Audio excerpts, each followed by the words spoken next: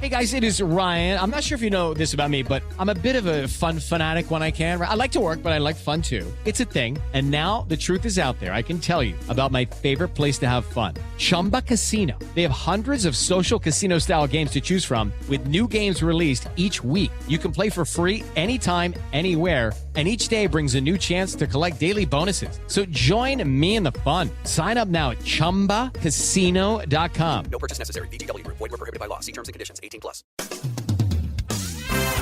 Who remembers the BJ and Bill Show all those years ago on WOLZ? Well, many have said they missed the show, and guess what? They're back. Welcome to the BJ and Bill podcast. Welcome to episode 3 of the BJ and Bill podcast. I can't believe it, but we're to episode 3, Bill. It's pretty awesome. How did we do that? I don't They haven't found out about us yet.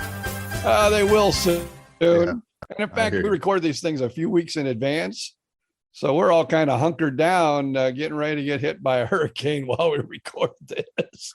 Hurricane, as we record this, Hurricane Ian is bearing down on the west coast of Florida. And if you and I had been in our old hometown of, Fort Myers, Naples, and all of that, Cape Coral, that area down there, we'd probably be sweating a few bullets right now. Yeah, I like it being in the central part of the state. In fact, my daughter and wife are at Disney World today. They figured the crowds would be low. Probably. I'm thinking if I'm a tourist from Cleveland or something, and I'm thinking, am I going to Disney World as a hurricane is approaching? Probably not. So good for them. I look forward to hearing their stories of how it went or whatever. Post some pictures, of course, on the old Facebook there. I'm sure. Well, I was going to say I'm sure the place will be empty, but I don't know that it's ever empty. But it probably. I think a lot of locals will probably go today. Probably. In all honesty. Yeah. Be like, oh, here's our chance. Let's go. Won't be anybody there today. So yeah, you are you're in Central Florida. I am in Central Florida. I looked up just for the fun of it, and because somebody reminded me of all the low-lying coastal areas, and I looked up Gainesville, Florida. It's like 115 feet above sea level. I'm like, I'm golden. I'm perfect. Oh yeah. The only thing I would worry about here, because we're in Winter Haven, and it's called the chain of lakes. We have like 15 lakes that all connect through canals and things. And so it's really a beautiful area. It's almost like living in the mountains, though, because, in the mountains, you're always turning because of the mountains. Mm-hmm. In Winter Haven, you're always turning to go around another lake. Right. But it is so awesome to rent a pontoon or something and to go out there for a day. And like I said, you can go there's 15 lakes. It's like, and we've been twice now. And finally, I can say we've hit every one of them. Nice. Well, I promised. Yeah, go ahead. I was just going to say, I promised a little tease on episode 2 where there was and it's not how the BJ and Bill show actually got started, but it's kind of the story of, this is the way it came down. Let's just say that. Every superhero has their origin story. The nuclear spider bites Peter Parker. He becomes Spider-Man. Tony Stark has his, builds himself that suit. He becomes Iron Man. It's every superhero has their origin story. I think I remember some of this, but I'm sure you're going to add some details about how it all started. So go ahead. Maybe you should give your story first. Then I can kind of tell you what was going on with me and how it came about. Well, of course, for those who remember, BJ and Bill show, WOLZ, Fort Myers, Florida. Our boss was a guy by the name of Jim Radford. And I don't remember if I didn't really know him, but I think I had been in touch with him looking to see if he had any openings or anything. And I'm trying to remember if I was actually working anywhere at the time. I think you might have been actually there. I kind of was, yes, because I was working. Now this is Bill's crazy origin story, sort of origin. I was working because you know me, I'm also a computer geek, and I was working at Sony. Yeah, that's Sony, the TV and the people and all of that stuff, because they had a call center in Fort Myers with hundreds of people, And I was working there as a level 3 technician, which was up the food chain a little bit, but I worked the overnight shift. I worked we worked 4 10-hour shifts a week. So I worked from I don't know, 8 p.m. to 6 a.m. or something crazy. I don't know how the hours work, but something crazy like that. And then when I got off the shift at Sony, I would drive to where our studio, where the studios were that had WOLZ and had another radio station. What was it? Smooth Jazz? 100.1. I don't know what it was, like a classic country station for a little while. And then it became like an alternative station. Right. And it was alternative while we were there because right. I never will forget the day. This is changing the subject real quick. But Mindy Collins, who did the morning show. Right. One day she was getting herself beautified, I guess, with her electric curling iron. And she blew a fuse. And we were off the air for about an hour or so because of her curling iron. Plugged into the wrong socket, evidently. But that was that story. But that was an entirely different day and time. So I would come in at 5 o'clock in the morning or whatever it was, and I would tape. Not really. I mean, yeah, tape. Back in those days, we had the tape, real live, real tape, and cart machine tape, and I would tape you 3 or 4 newscasts, and then I would just leave them for you. And I would also do the same for one of the other radio stations that was in the building. And I don't know if it was the alternative one or the smooth jazz one or whatever. And I would just leave them. And then I'd go home and go to bed. Now, actually, and then I remember, you were leaving those for Pat Michaels at the time, I believe. Because I was not doing morning. When I started doing mornings, we started at the exact same time. Okay. I wasn't there before you, and I don't know if you were there. Well, you were there before me, but you were recording news. Yeah, I wasn't so the really. The show actually came together. Yeah. This out, folks. This was like probably 26, 27 years ago, and it's hard for us old people to remember all this. Hard to remember what happened. So yes, I remember I had been talking to Jim Radford, who was the boss there, the radio station program director or whatever he was called at the time, and I bugged him a few times. And one day he just kind of up and called me and said, yeah, I'm doing, BJ is coming to the show. And you and I had barely known each other from other radio stations in town. And he basically said, if you want the job, you can have it for morning sidekick. So that's how and that's not a lot of details, but that's what I remember. So you tell me. Well, here's what I remember. And I hope in a way, Jim Radford listening, but in a way I maybe hope he's not. So I don't know what it was, because I can't believe if I got let go from there, I must have been somewhere else in town and got let go. Right. Because what I ended up doing was going to WSSL Whistle 100 in Greenville, South Carolina. Oh, wow. And I got to work for an amazing man, Buddy Scott, who is a legend in radio. If you were been in radio at all, you know the name Buddy Scott. He was in Chicago for a long time, Dallas. I mean, he was big, and he's retired like us kind of, but right. He was big time back in the days. Right. And that was a very exciting time. But for some reason, I was voice tracking the night shift. And supposedly it was blowing up in the ratings. Like the night was like the highest rated day part they had on the radio station. Wow. So I've probably been there for maybe 7 or 8 months at Whistle and voice tracking the #1 show in Fort Myers at night. And Jim Bradford calls me and says, hey. Oh, wait a minute. You said voice tracking the #1 show in Fort Myers. Were you doing both? Yeah, I was doing both. Oh, okay. I was voice tracking the night show while working at Whistle 100. Gotcha. And so that was, up in Greenville. Gotcha. And I love that job. It was an amazing job. It was an amazing area. I just love the area. Right. And Jim Radford calls us, hey, I know you've always wanted to do mornings. How about if I bring you back to Fort Myers to do mornings? Right. And he offered me a good salary. Right. I says, Jim, I love it here. This is a beautiful area. I'm loving it. No, thank you. Oh, wow. Turned him down. About 2 or 3 weeks later, he called back. He says, I got a little bit more money for you if you're interested. Would you come back for this amount? And I said, I love this area. I love this station. I'm playing country music, the music I love. I says, I just can't.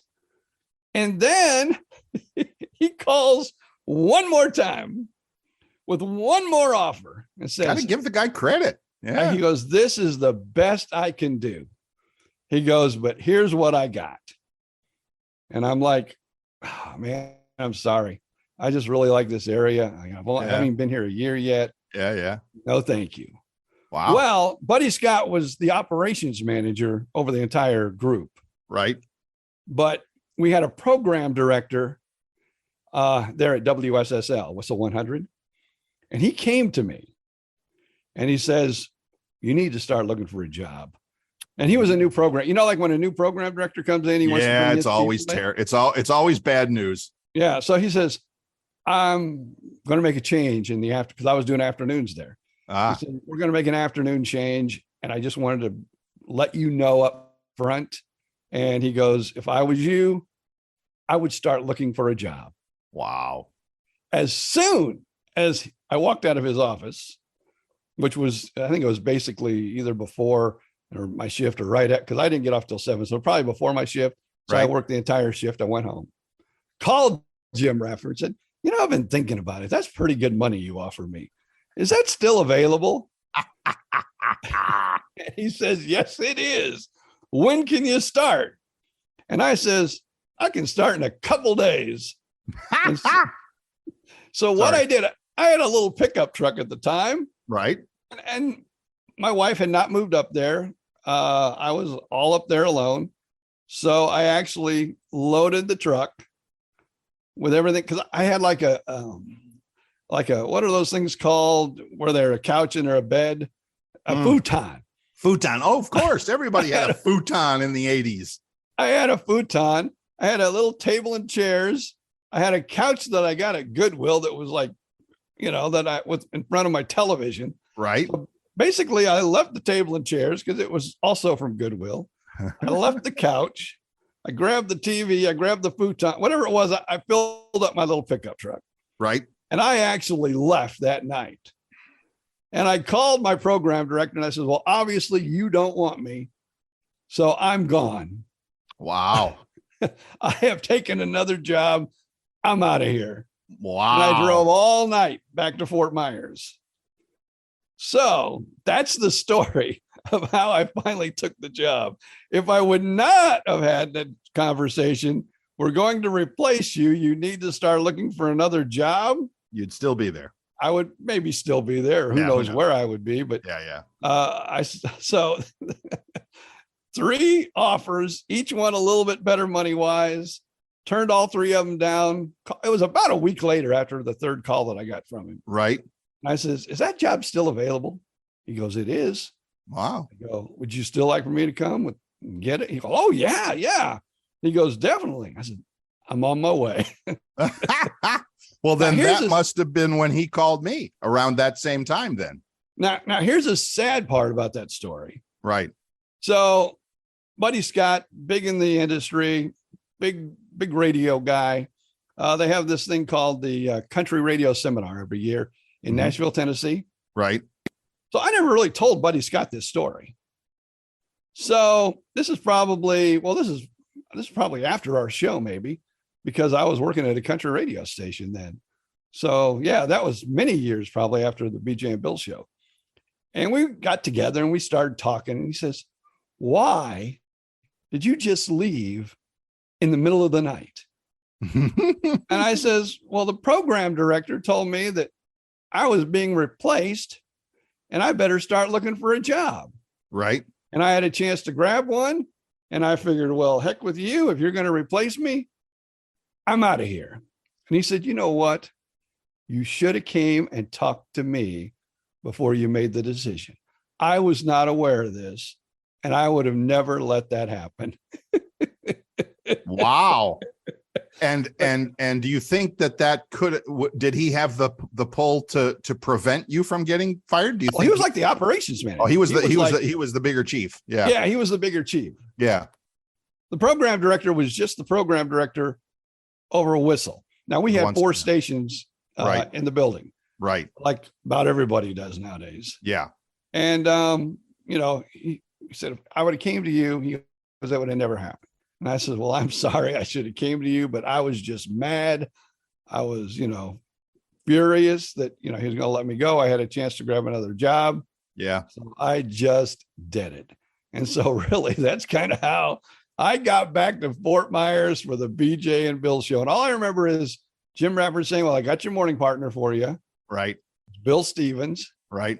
And I'm going, because to me, I wanted like a zoo type show, which we pretty much did, a zoo type show. Pretty much did. I said, wild and crazy. He's all serious and grumpy. You're not going to team me up with him, are you? Serious. That's me, serious and grumpy. Just ask my friends. S&G Bill. I got to say, Jim Radford was a smart man, because once we gelled, yeah. I mean, it was like magic. Yeah. I mean, there's teams that get together and it's radio magic, and it's smooth and it's easy and it all just falls into place. And so even though I wasn't totally on board in the very beginning, I got to say Jim Radford was a genius. Well, then we hope he's listening at this point. Yeah. Hope he didn't hear the other. Well, he doesn't work there anymore. No, none of us do. None of us do. Did I ever tell? I don't think I ever told that story. Did I? That part? No. I think there's very few people that I have ever told that part of the story to. So you actually were not. See, for some reason, I had thought you were there, not a long time, maybe a month or two before I got there.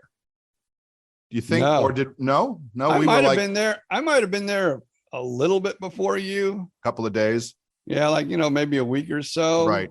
But I knew from the beginning you were coming in. So okay, cool. The deal. Whoa, must be a hurricane. Hurricane. Take cover now. Oh boy. I think I got BJ's phone is going off there. I got mine on. I'm surprised. Now, even if it's in silent, I think it'll still beep at you like that with the, emergency stuff. Yeah. I don't know that though. I don't know that. I only worked at Apple for 2 years. Oh boy. But so if Jim Radford, I'm sorry that I bamboozled you, but hey, no, you got all that money. I wasn't going to complain about it. It didn't cost him $1. It cost the station a few bucks, and that was fine. That was just fine. And then the magic of it was we made some really good money as the years went on. Yes, because our ratings were. I don't want to pat ourselves on the back, but I will. Ratings wise in Fort Myers, Florida, right, for many years we were the kings. Right. And of course, I never will forget. I listened to Stan. We talked about them last episode, Stan and Haney. Right. And they were friends of ours at another radio station. For those who don't remember that story, they did show the morning show at another competing station across town.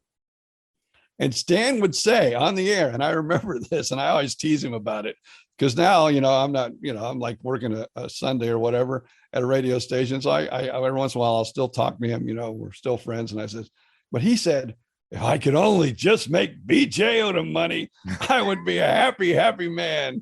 And so now I always tease him. If I could just make Stan money, I would be a happy, happy man. That is funny. That's awesome. Yeah, that's almost in the radio business. That is almost like the prime directive that you don't talk about the other radio stations. Yours is the only radio station that ever was and ever will be. And no one speaks there. He whose name shall not be spoken, any other radio station. Well, speaking of names that should not be spoken, while we're talking about this, I might as well give this story too.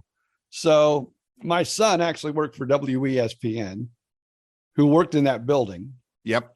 At the time, and God bless his soul, he has passed. He had many demons, and I love the guy to death, Joe Scott. Yeah. I mean, I remember when I was having all my heart problems, and one time on the air, and my son heard this. He said, well, there should be an opening over there at WOLZ before long. That BJ Odom's about ready to kick the bucket. And I knew Joe. I love Joe. And that was Joe Scott. And I had not a problem with it. right. Well, That's Gentry, who was young, hadn't been in the business that long. Boy, oh boy, he calls him on the air, rips him up and side down and says, "You don't talk about my dad like that. I'm going to come in there and I'm going to kick your ass." And so, he had a beautiful telephone bit, on that. Yeah. And, well, then like years later, I don't know if it was years later or but down the road, he interviewed for their ESPN station, right. and he got the job. And that's, of course, the same building where Joe Scott was working. And he saw Joe in an office. And I told him, I says, "Don't be mad at him." I says, "He's a good guy. That is his stick. He'll give you the shirt off his back." Mm-hmm. I love him to death. I was not offended by it. So he goes in there like with his tail between his legs after he got hired. And he goes, "Well, my dad says you're a really good guy and you were just busting his chops." And he was okay with it. "So I'm sorry when I called you and I wanted to kick your ass." Well, that's good. That's lesson learned. I love that. That's awesome. So remember that, people. A lot of times when you're listening to the radio, it's shtick. It's just the show. It's all the show. I think to so many people that are, I mean, God, there's so many names that come to mind, even huge, big names that eventually when you call them out on it, it's, I mean, like Rush Limbaugh would, the worst, the meanest, the whatever. And he would still say, "It's just the show." Yeah. It's just the show. It's just a show. That's all it is. It's amazing how that works. So, but even us, and we didn't really do that much in our day that was controversial. And we'd still get people sometimes calling and you and I, of course. Here you're always gonna find somebody to cheese off. Something is going to cheese off somebody somewhere, no matter what. Well, I had a heart transplant myself. Now, this is before my heart transplant. Right. But, but I had heart problems because I had them all my life. Remember when the baboon heart was one of the first heart transplants? Yes. So I made some little joke. I mean, it wasn't a big joke. It was just like a one-liner on having a baboon's heart. Yeah. And man, some lady called me and reamed me out, said she would never listen again. That was the most insensitive thing she ever heard. Somebody was actually trying to live and I'm making a joke. And, so a lot of times just in passing, Yeah. You just tick people off. And yes, I mean, somewhere there's a connection, somewhere there's a story to be told about where we have gone as a country with all of that, about how nobody can take a joke anymore. Nobody can nobody can look at something and go, "You're saying really, really, really stupid stuff, but you're still my friend." We've lost that somewhere along the line. That's too bad, but politics has really driven people apart. It's driven families apart. Yeah. I know. And it's not cool. And I don't know how we come back from that. I just wanted to finish. I had one little quick story about, talking about other radio stations, and, it was like, you never did it. And I remember when I was in Phoenix, I worked for an all news talk radio station, which means we did the news all day. And there I was doing the news. I was out on the street, man on the street reporter, all of that stuff. And there were two news talk stations in Phoenix, Arizona. Our direct competition, the other news talk radio station, who, again, he whose name shall never be spoken, their traffic airplane crashed, killing their pilot, a long-time popular guy in Phoenix, Arizona. And we had a big debate in our newsroom about, do we actually talk about this or not? And eventually it got to the point where it's like, okay, it's just such a big story, you have to do it. Yeah. Even though it was our direct competition. But that's how strong that was back in the day, that you just didn't talk about other radio stations or stuff like that. And if you did, it was usually zingers. Yes. Now, when I worked, there was a station in Fort Myers again called Gator Country, which is still in existence. Mm-hmm. When it first went on the air, I was part of the team. I was doing middays and I went to mornings there at Gator Country. Right. And I think that's mine where I got let go. And then I ended up in Greenville, but I'm not for sure. Right. I can't remember the order of my life. I was at too many radio stations, even some of them at 3 or 4 times. Yep. But I used to always give a hard time. Well, back to the Gator story. Another famous DJ in Fort Myers, or someone who was up the spectrum, who basically followed me everywhere I went. He's the one that took our job when they let us go for the heart transplant. But Rick McGee, his real name, and I forget what it was, but it was something entirely different than Rick McGee. Right. We had a weekend person at Gator Country that used his real name as an air name. Oh, he used McGee's real name. Yeah, he used his real name. Wow. As his air name. Wow. And oh boy, Rick was not happy about that at all. And they said, well, sorry, that's his air name. Just picked it. I picked it at random. I promise you. Yeah, not so much. Wow. All right. And even on our show, I would every once in a while kind of bombard Bob, over at Wink, Bob Grissinger. Yes. Because he let me go one time. This was I was like my first Fort Myers radio job almost. It was my first Fort Myers radio. And he let me go. So I would like give him zingers every once in a while. Yep. I finally went to work for him again, like years later. He goes, man, I sure like you. I don't know why you used to talk so bad about me on the air. Because we could. That's why. At least he hired me again. So that was That's good. right. That's right.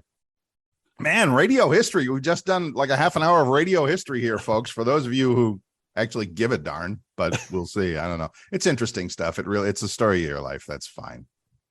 Let's take a quick break. And this break could be yours if you would like to. If you would like to advertise, now we've got our national sponsors you're hearing, but if you'd like to advertise on the BJ and Bill podcast, this is where your spot would go. Right here. So here. So imagine your commercial playing here to dozens and dozens and maybe millions and millions of people.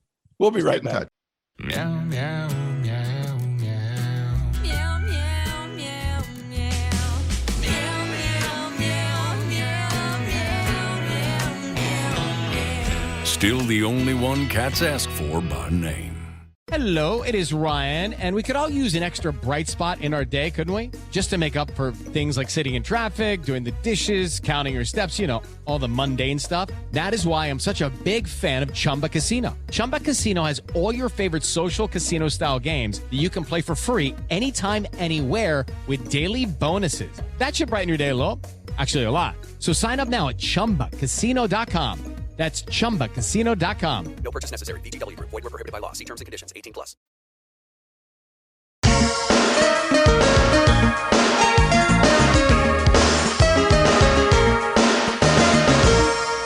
Welcome back. It's the BJ and Bill podcast. And we were talking before the break about you can have your very own commercial here if you wanted to. You could also just get in touch for the sheer heck of it and say hi. I mean, if you want to, we're just all over social media, aren't we? Yeah, and we were like in Fort Myers for so many years. Maybe you have a BJ and Bill story. That would be awesome. I'd love to hear some of those. You can send us an email. It's BJ and Bill podcast. I believe I should know this. It's our own. Well, it's new. We haven't really used it that much. The only time I speak of it is when we do a podcast. Right. Is it just BJ? No, it's BJ and Bill podcast at gmail.com. Right. Let me, I was actually going to look too, because I'm not 100% sure about it either, but yes, it's the BJ and Bill at gmail.com. BJ and Bill podcast. Because I tried BJ and Bill, remember? Yes. And that email was taken. So I added podcast to it. Did you send an email to BJ and Bill at Gmail and say, hey, who the heck is this? Now, see, you're more of a computer nut. You should try to sign on to that. Yeah. And where it says, did you forget your password? And I don't know if you'll get a text or an email on another one of your emails or not. If my email was used to create it or to sign into it, yeah, I'll do that. I'll check on that. That's because back in those days, you were the computer guy. I did nothing with computers. That's okay. So again, if you've got a story, you just want to get in contact with us, BJ and Bill podcast at gmail.com. If you want to go to our Facebook page where every week we upload a new show, And you can do that at the BJ and Bill podcast. Right. Is If it you the- just do a search on Facebook, the Yeah, BJ and Bill just put podcast, BJ and Bill and you'll find it. you'll find it. Yeah. Some spiffy, cool new artwork there that was just created for us from You a know, that picture was that that's old- 20 years old. Yeah, I And know. that was, that's an old photo. And, Everything old is new again. our my son, who is helping us with this podcast, he sent it to his logo guy because he said you got to have a logo before we put your podcast up on the internet.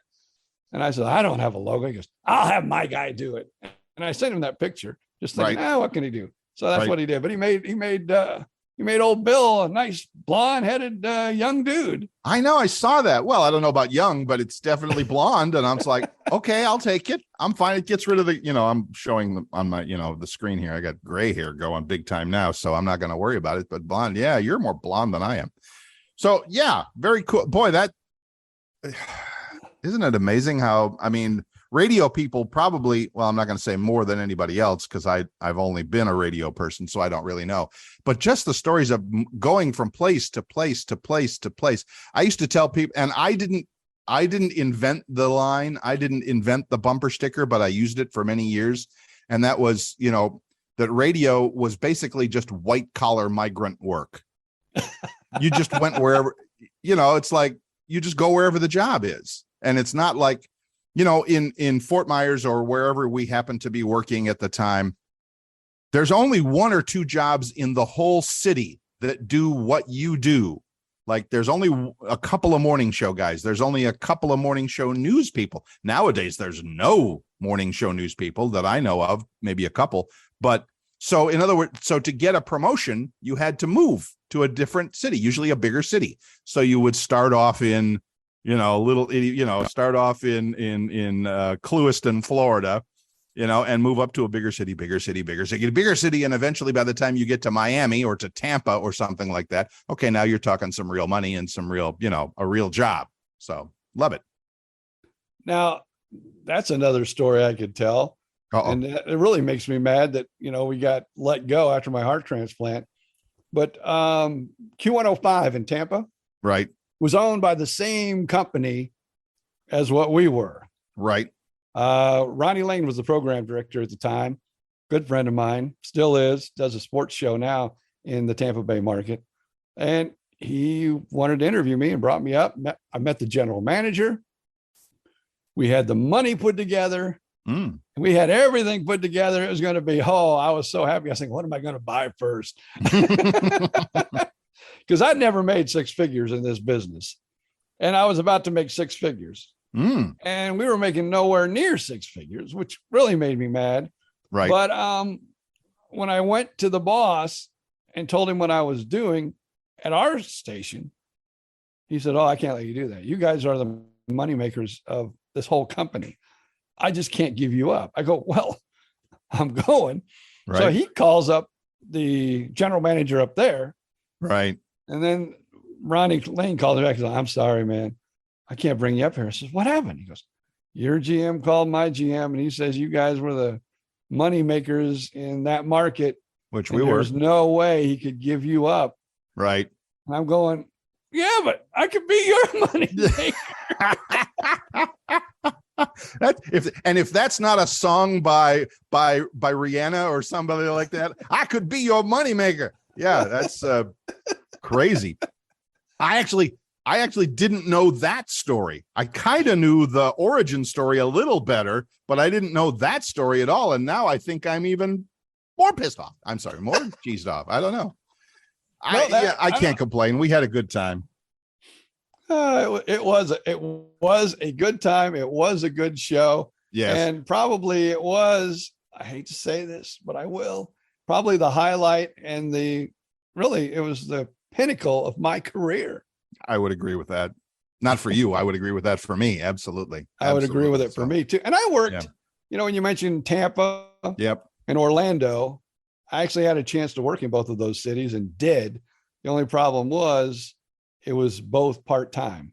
Right. I was only there part-time. I was at not Q105, but I was at the other country station. Right. In Tampa. QYK, that's it. Yeah. And now owned by Beasley Broadcasting. Right. But it wasn't then. And also there was a Oh, it was a cool station. B104. Oh, wait, B93. Wait, B94.5. It was one of the Alphabet soup. first young country stations in the country. And most people aren't going to know what that is, but it was like Right. lots of attitude. Everybody had B names. I was the Stinger. We had the guy who did was the program director, was the main beehive or something like that. They called him. Funny. Buzz Jackson did the night show. I did a weekend. It was probably one of the most, it was a fun radio station to work for because it was nothing but attitude. And we talked about, it was a liner, and I know people don't know what a liner is, but that's the things you hear between songs when somebody says like, you're listening to the best music. Right. We had one that had it's the tagline. We said, we have a tallest tower in all of Orlando. And you're this. Okay, we did have the tallest tower in Orlando. I don't know if that was something that actually happened where they got hit by a plane in one of their towers or what, but that was like one of my favorite liners. And I remember just listening to the station, and I called up the program director there, and I says, man, I love your station. Right. I would give anything to work for you guys. He goes, well, I ain't got anything full-time, but I got some part-time stuff. So I says, I'm there. I'll take it. Right. And Right. Listen to this story. I worked like 7 to midnight on Saturday night. And then I worked Sundays from like 10 to 2. And what I would do, no, I'm sorry. I worked overnights. That was it. I worked overnights Saturday night. So I worked from like midnight to 6. Ooh. Then I had to go back in. I think it was 3 to, I don't know what it was, but it was an overnight shift. I had to go back later the next day. It was Sunday. Wow. I would go to Wet and Wild. It was cheaper to go to Wet and Wild and get a season pass than it was to buy a hotel room every night. And I would sleep at Wet and Wild. Wake up. Just find one of the big lounge chairs out in a shady spot. Yeah, I'd put it in the shade. And Unreal. I'd just sleep there. Then I'd get up, and go to the shower and go into the radio station. Ladies and gentlemen, you're getting quite the inside radio look here today about how all these crazy things happen in the radio business. And Well, I like get you it. said, you're always looking to move up to the bigger Yes. markets. Yes. And sometimes you got to go in there part-time to Oh, sure. get the I full-time did that. gig. I did that in Phoenix. When I worked at KFYI in Phoenix, Arizona, News Talk, roundabout. Boy, that was before the BJ and Bill show. That was in Arizona, and we were a News Talk radio station, and the other station in town, KTAR. I remember all of these now. KTAR absolutely kicked our butt every time, every year, in the ratings. And then we discovered this kind of unknown, nationally syndicated talk show guy by the name of Rush Limbaugh, and that was that we took off at that point. I mean, I don't know that we ever beat the other guys, but we were pretty darn close. And I imagine So that was his later first years, syndicated. So he was like just new then, huh? just brand new. And it's like, who the heck is this guy? And why is he so mean? And But it worked. I forget where he was, but he was a rock jock, what they call a shock jock. Yeah. And then he became, got into politics, and the rest is history, as they say. But like you said, I definitely at that station at KFYI, I had been working at another station or whatever. And it's like I started part-time where I would work like Saturday and Sunday mornings, from 6 to noon or something both days. And then as always happens in the radio business, some full-time person either leaves, quits, gets fired, gets drunk for the third time, and they just throw him out the door or whatever. And it's like, oh, look, there's Bill doing the part-time job, doing Saturday. And say, hey, Bill, you want the full-time? Yes, I'll take the full-time job. Thank you very much. Well, that's like when I was in Orlando, and I love that station. Right. And all of a sudden, they got a nighttime opening, a 7 to midnight. And I said, oh man, this is mine. This is mine. And I said, hey man, I want that job. And he said, well, let's see what we can do. It sounded really positive. And then all of a sudden he said, they gave it to some other person that was working because they, another thing, they had multiple stations. Right. So they ended up giving it to another guy who worked on another one of the stations. And so, oh man, because I thought I was in. I mean, Right. the program director loved me. Everything was cool. So I said, it's got to be me.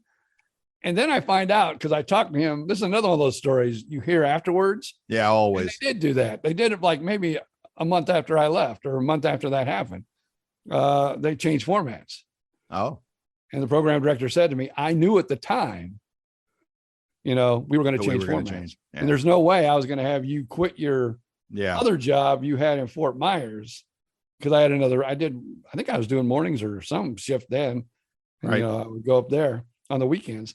And he said, I just couldn't have you leave that job for a couple weeks to find out you weren't going to have a job.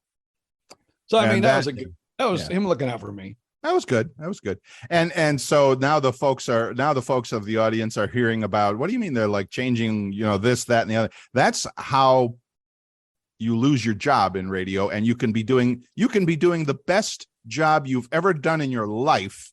And somewhere, some management goon decides that they want to play either different music or do it in a different way or do something different because God knows that, you're not a consultant unless you're changing something.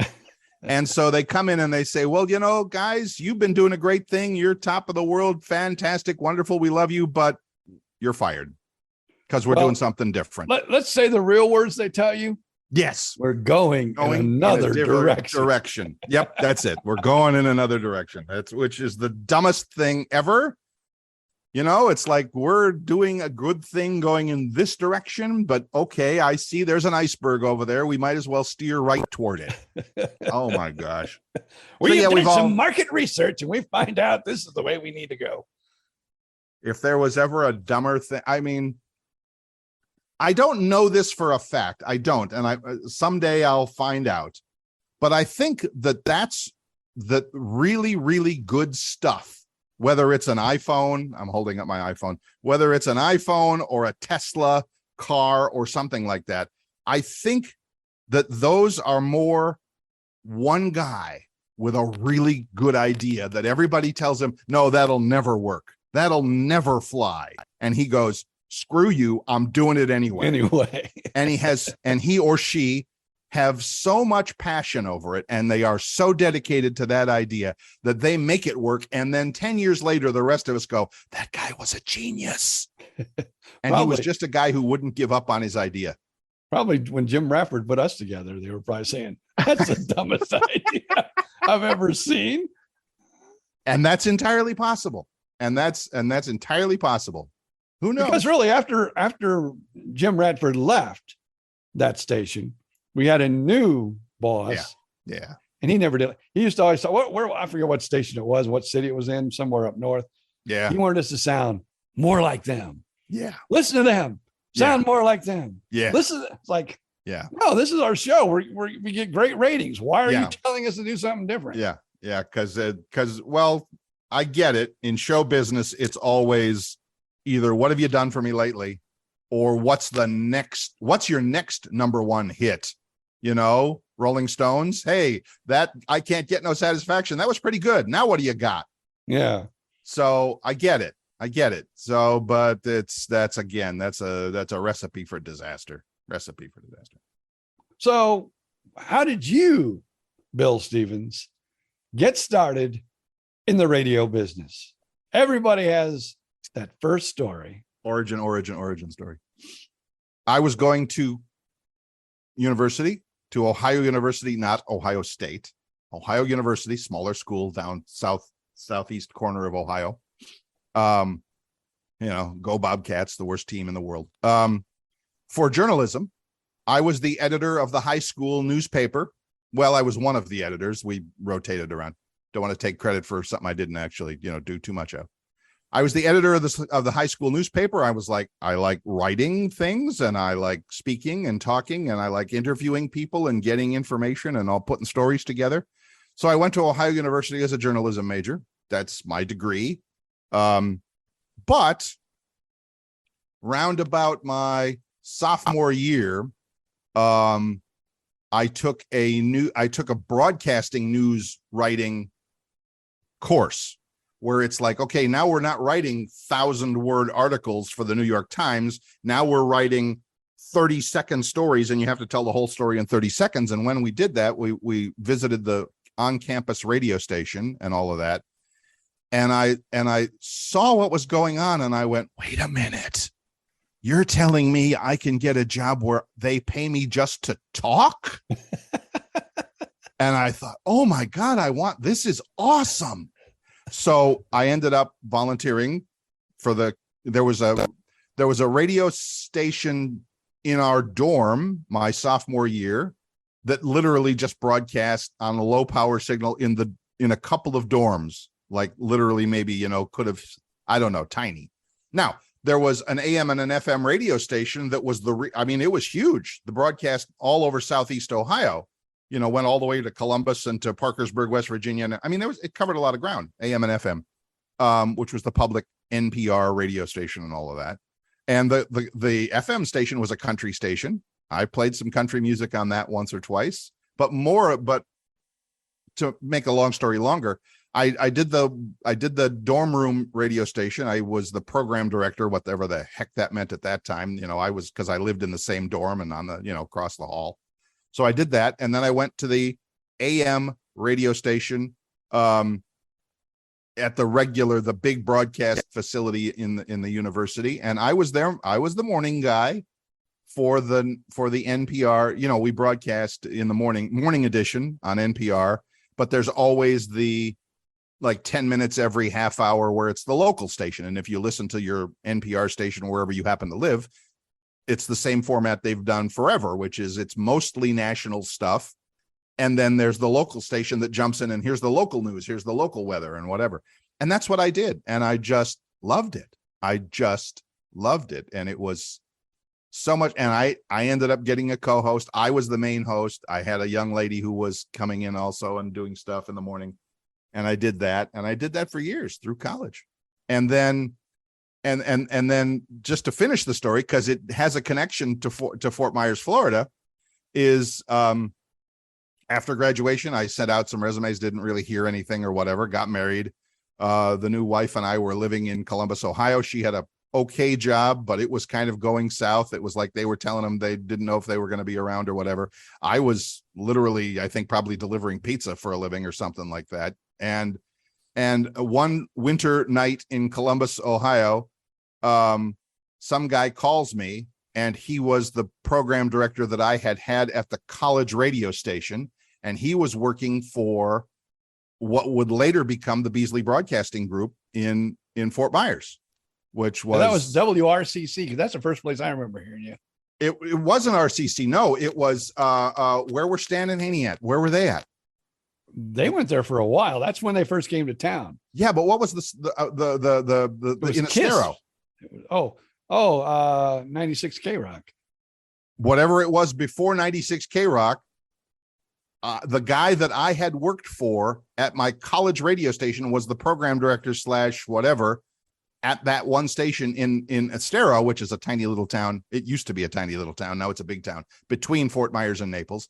And he called me out of the clear blue and he said, "What are you doing?" And I said, "Freezing my ass off, unemployed in Columbus, Ohio." And he's like, "Oh, want to come work for me?" I said, "Cool. Where?" He said, "Fort Myers, Florida." And I swear to God, I said, "Where the hell is that?" Because that was 30 years ago. It was more than 30 years ago. It was more than that, really. It was 40 years ago, and there was nothing. He said, "Dig out your Florida map, find Fort Lauderdale, go straight west." And I'm like, "Oh my God, look, there's a little dot on the map right there." He said, "Yep, that's us."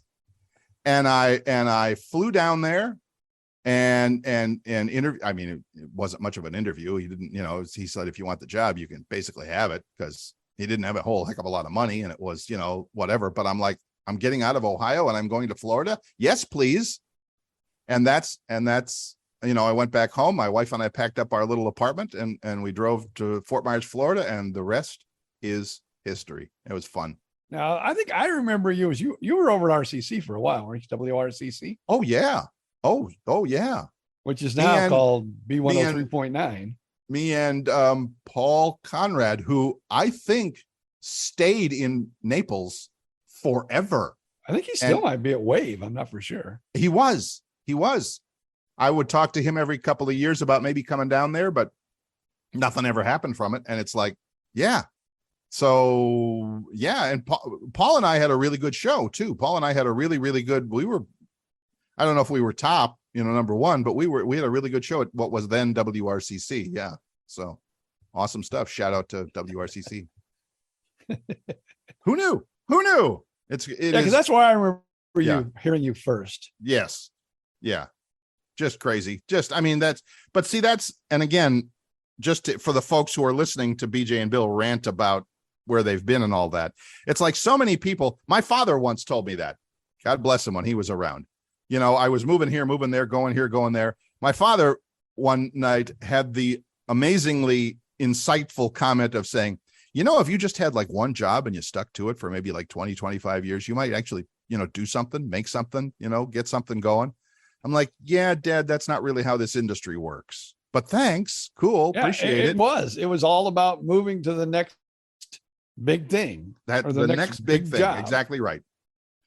And sometimes you would take a lateral move, and sometimes they'd go in another direction. You'd take a downward move. Oh, I would have. Yes. But I mean, the good news, not the good news, but many of the radio stations I was at, I would have cheerfully stayed at, because I was very blessed. And I know you've talked about it as well. I think we were both very blessed to work for good people at good radio stations for the most part. Sometimes there were some, people not so good, but for the most part, work for good people at good radio stations, having a good time, doing good work, and that's all you can ask. So especially today, when you look around and you see how crazy the world is nowadays, people are just quitting jobs for whatever, because they can get a better offer, or maybe they don't even want to work or whatever. There's just so much craziness out there. I in my career, I feel blessed, totally blessed to have had such a good experience with things. Well, we got to work in radio, and radio is radio. Nowadays, if you listen to a radio station, there are there's a few that keep live jocks, all day long. Yeah. Even on the weekends. That's where I am now. Yeah. WPCV in Lakeland, Florida. They have a live person there almost all the time, even on the weekends, which is very unusual, because usually it's voice track from somebody who's out of town, who maybe never was even in your city. And, they might have one or two local shows. The rest are, kind of brought in from other areas. And back in the day, when I first got into radio, same with you, someone had to be in the radio station. If you were a 24-hour-a-day radio station, someone had to be there 24 hours a day. Yeah, that was the law. That was the FCC, Federal Communication Commission. That was their rule. Somebody had to be there to take care of babysit the thing. Right. And you had to play records. You had to play the commercials on tape cartridges. Yes. And everything. And I think you were more engaged too, because you were doing it all. Yes. You were like spinning the records. You were playing the commercials. You were having to pull the commercials. You were having to pull the music. Yes. Nowadays, you go in there and you hit the start button on a computer and the music plays. And then it says, talk here. And then that's where you break in and talk. It's just, you're not so much focused on what you're doing, because you're not doing a whole lot except for the maybe 5 breaks an hour or whatever that you do. And that leads to, like you said, if you listen, well, like I have Sirius XM radio in my car, so I get I have a dozen different stations that I listen to, and they don't make any, they don't try and hide it, that, a personality who's doing the morning show here does the afternoon show on another station, does the nighttime show on another station. And that they're not sitting there for 18 hours a day. Like you said, they record all their little segments and the computer plugs them all in, and it all sounds smooth and nice. But it's also, to use a fancy word, it's also soulless. There's no real human there. And that's the part I miss about real radio. Like you said, to have a real live human that's talking to you. And I don't know what the next generation of radio will be like, because there's not any place for them to train anymore. No. See, I got started in a small station in a small town at a small station. So did I. That's how I got into the business. And that was a funny story too. My senior year, I was doing the school review, and we'd bring like football players in, coaches in, teachers in, students in, and there's an hour show every Saturday morning. Wow. And we interviewed On a real radio station. I mean, It was on a a real real radio live station. Oh, cool. Yeah. It was, and we would interview. In fact, the person who put it together was the owner, general manager's daughter. She goes, "Oh, I'm going to do this show on Saturday mornings. It's called the School Review. And I just love to have you on it." And there was about 4 or 5 of us that was actually on it. Right. And so, we'd go in there every Saturday and be on for an hour and interview teachers. And like I said, everything that had to do with school and school news. And then I don't know, there was something about it. I got intrigued. So I'd go in the main control room, where the guy was that actually was engineering our show. And then he'd play music, of course, afterwards. And I'd watch that and I go, this is cool. This is cool. Mm-hmm. And I'd almost stand there almost an hour every week after everybody left, just watching him and talking to him. Then one day he said, "Here, I got to go to the bathroom. Why don't you push some buttons?" So I pushed some buttons. Then all of a sudden he goes, "You know what? I'm working 7 days a week. I would love to have a day off," because it's a small station. Sure. Back in those days, some people work 7 days a week. Sure. So he talked the boss into giving me a weekend shift. I did that for, I don't know, probably half the year, the school year. And all of a sudden it was summertime and I was working a couple of shifts, and doing some fill-in stuff. And then it was time to go to college. Mm-hmm. But, and I hate to say this is kind of a sad story in a way. I had a complete ride to Vincennes University because my heart was bad. I had a disability. Mm-hmm. And so I had a disability scholarship, full ride, books, dorm, classes, full ride. Did not know that. No debt for me. But here's where the story turns. Aha. The general manager owner came to me and goes, "You know what? If you really want to be in radio, schooling's not going to help you. Experience is what's going to help you. And he if was you right. if you stay here, I'll give you the afternoon show." Because the afternoon guy was leaving. For some reason, he gave his notice and he was leaving. He goes, "If you stay here, I'll give you a full-time job." And this was like back in 1974. Right. It was $100 a week. Whew.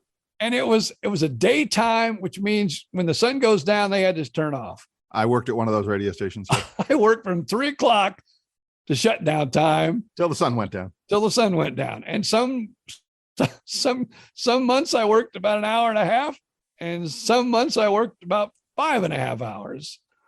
And so I did not go to school, turned down my complete ride, Mhm. stayed there. And that's where I got started in this crazy business we call broadcasting. And if there was any better way to close out this show, I can't imagine what it would be, but that's perfect timing. Yeah, but you're right. And maybe that's even another topic for another day, the idea of experience versus education. Because I kind of went the education way. I have a degree in all of that, but it's not in broadcasting. It had nothing to do with radio. So interesting stuff. Interesting stuff. Wow, ladies and gentlemen, the hour has flown by. We love you. We appreciate you listening. If you'd like to get in touch, like you said, the best thing probably is visit the Facebook page with BJ and Bill, the BJ and Bill podcast. Yep. And the Gmail account by the same name, right? The BJ and Bill podcast at gmail.com. No, there. No, the on that one. BJ and Bill boy, oh boy, we got to figure that out. So anyway, BJ and Bill podcast. You know what? I think I can go into Facebook now. I'm going to take the out of it. You do that. Well, Because our new stand by, logo. folks. We'll have details next week. Yeah. I love that. Oh. That's great.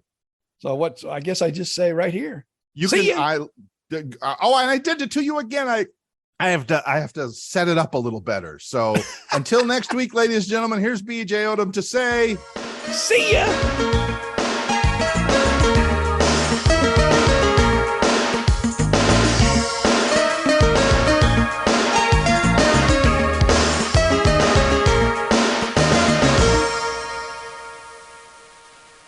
Hey guys, it is Ryan. I'm not sure if you know this about me, but I'm a bit of a fun fanatic when I can. I like to work, but I like fun too. It's a thing. And now the truth is out there. I can tell you about my favorite place to have fun. Chumba Casino. They have hundreds of social casino style games to choose from with new games released each week. You can play for free anytime, anywhere. And each day brings a new chance to collect daily bonuses. So join me in the fun. Sign up now at ChumbaCasino.com. No purchase necessary. VGW Group. Void were prohibited by law. See terms and conditions. 18+.